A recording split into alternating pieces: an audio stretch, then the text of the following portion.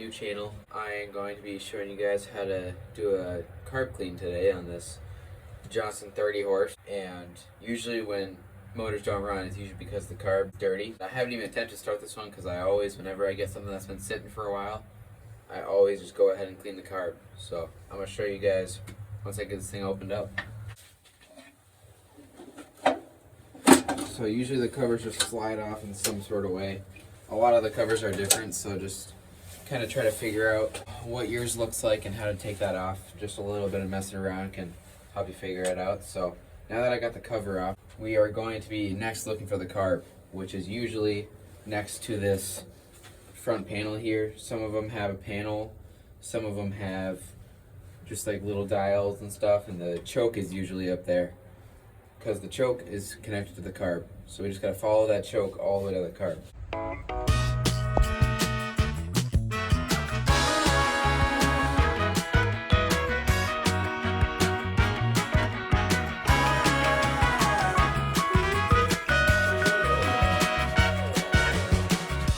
Okay, so this one was a little bit more of a pain in the butt than usual, probably because it's a little bit of an older motor, but I had to take off the electric start too, as well as the cover. So all I was doing there was trying to get to this bowl right here and this one back in here, that one, because that's the two things holding this carb onto this actual motor.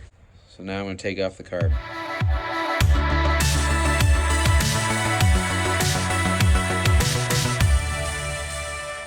Just got done unbolting the two bolts that I needed to, but I had to take off this little pump here to get to that bolt, otherwise I wasn't able to get down to that. So now that it's nice and loose and I can pull it almost fully off, all I gotta do is take care of some of this linkage in here, like the fuel line and some other connecting bits, and then we'll be able to take apart the carb and take a look. Okay, so I just got the carb off, but not how I intended to, because I took off the linkage that I needed to, and if you look right there, I actually broke the fuel line because it was all dry rotted, so now that broke, so now I gotta order new fuel lines. So now I got the carb off, and now we gotta move to unbolting it and cleaning it. Okay, so I got the carb, and you always wanna wear gloves when you're doing this because you're gonna get that gas on your hands. It's just kinda how it is. So I'm gonna take off these 4 bolts on here. This one, that one,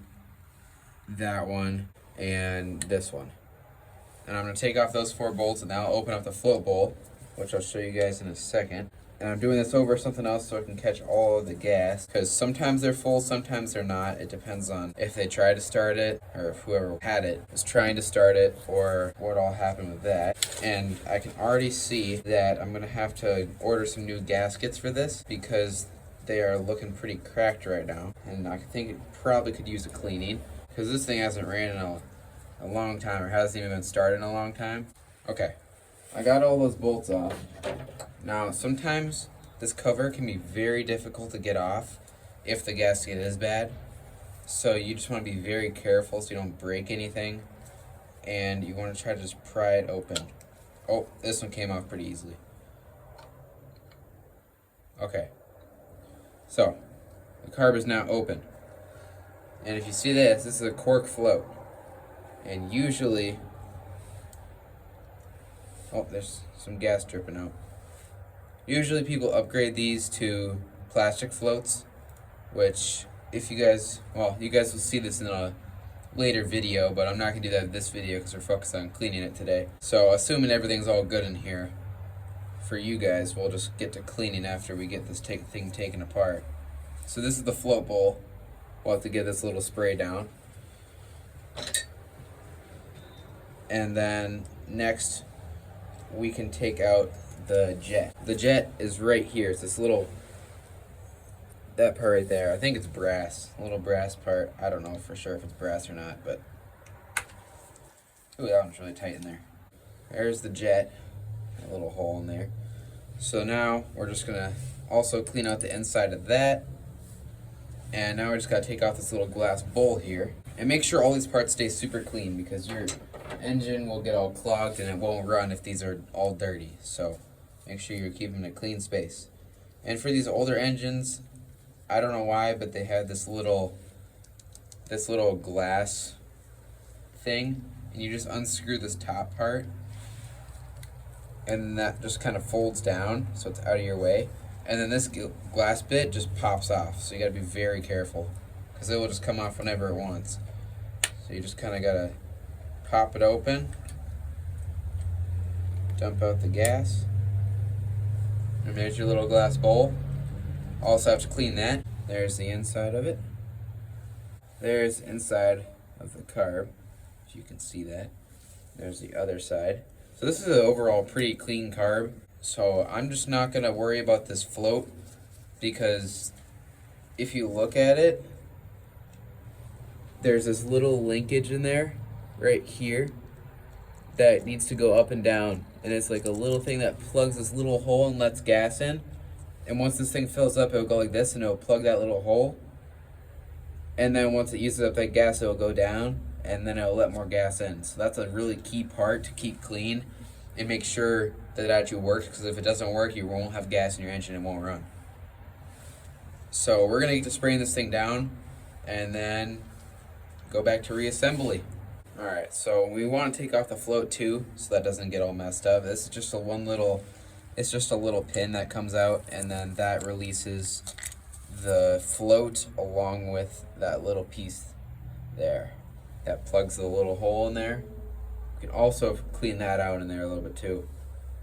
So basically anywhere you see a hole or just the whole carb, just spray and it will clean it. And then we got this stuff. This is amazing. This will clean your carb really, really nicely. So what you want to do, make sure you're doing it over some sort of bowl, is you just want to spray some everywhere you can. Make sure you get in all those little holes.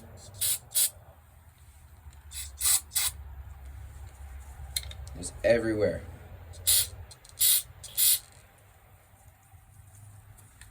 And make sure you're in a well ventilated area too. This stuff gets pretty smelly.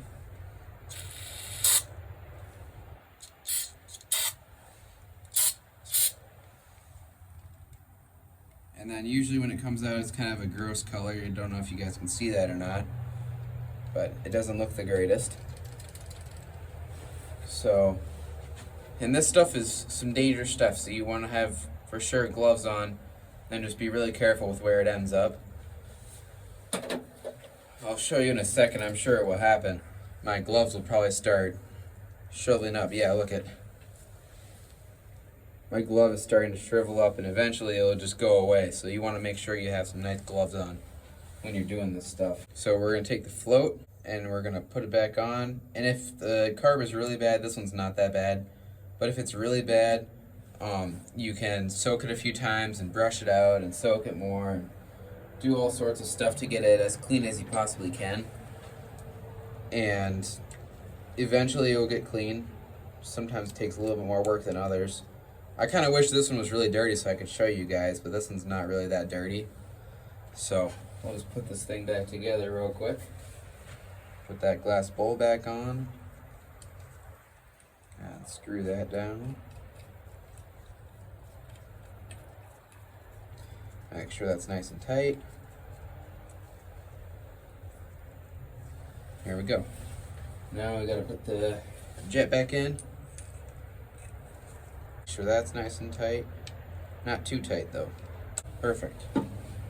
Alright, now we can take the float bowl cover. And actually, I said I was gonna need a new gasket, but looking at it again, it looks pretty good. There's no cracks and no holes, and you can't have any cracks or holes because otherwise it will leak gas everywhere. And it's not very fun. If you are not wanting to do this again for a while, I would suggest just getting a new gasket for it anyway, because it's kind of nice, because then you don't gotta go back and redo it ever for a while. So I definitely recommend that. Just make sure it's on there nice when you put it back on, so everything lines up right. And then yeah, you just put those 4 screws back in, tighten those down, and you're good to go. You just gotta mount that thing back on your engine the same way you took it off. Make sure you don't forget any screws, and hopefully your motor will run.